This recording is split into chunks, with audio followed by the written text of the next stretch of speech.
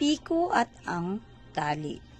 Noong unang panahon, sa isang maliit na barangay may dalawang matalik na magkaibigan na sina Piko at Tali. Si Piko ay masayahin at mahilig maglaro, habang si Tali naman ay matulungin at matalino. Isang araw, nagpasya silang pumunta sa kagubatan upang maghanap ng prutas. Habang naglalakad sila, napansin ni Piko ang isang malalim na hukay sa daan.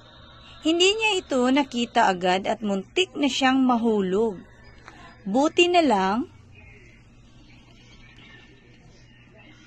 at mabilis na kumilos si Tali.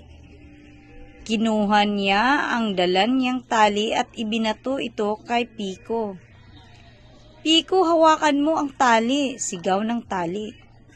Mahigpit na hinawakan ni Piko ang tali at tandahang hinila siya ni Tali hanggang makalabas siya sa hukay. Dahil dito, naligtas ni Tali ang kanyang kaibigan. Ngumiti si Piko at nagsabi, "Maraming salamat, Tali. Kung wala ka, baka nahulog na ako," sumagot si Tali. "Magkaibigan tayo, Piko.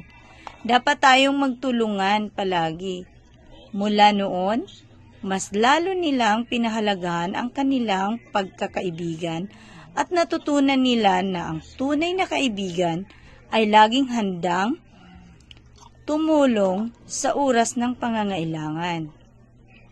Ang aral ng kwento, ang tunay na magkakaibigan ay may pagtutulungan, pag-aalaga at pagtitiwala.